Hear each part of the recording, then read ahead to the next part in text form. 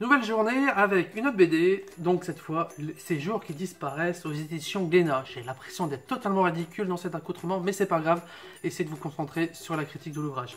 Alors, Ces jours qui disparaissent, c'est un one-shot qui est tout simplement génial, comme vous pouvez vous en douter. L'histoire, donc, c'est l'histoire d'un jeune acrobate qui, avec sa troupe, fait des spectacles.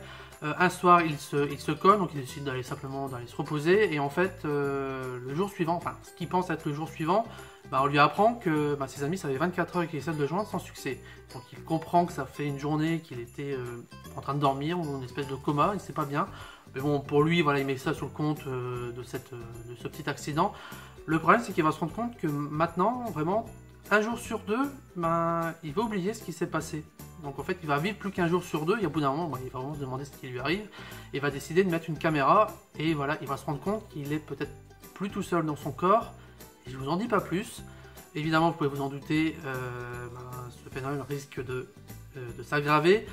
Et contrairement à ce qu'on pourrait croire sur la couverture, on voit pas très bien, on va retirer le bandeau. Ça sera plus simple, voilà.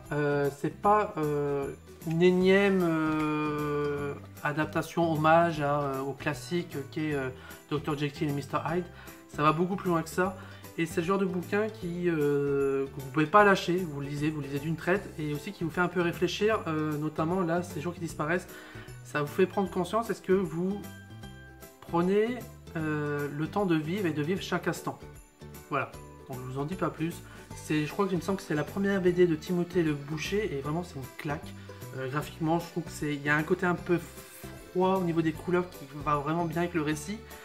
Et c'est vraiment haletant, et il y a un petit retournement de situation à la fin qu'on s'attend pas. Voilà, c'est le genre de bouquin où on se dit non, voilà, je m'attends à un truc, je vais pas me faire avoir, et finalement c'est.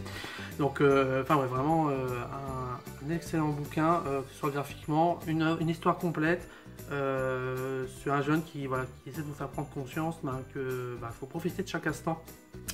Et c'est vraiment une belle leçon de BD et une belle leçon de vie.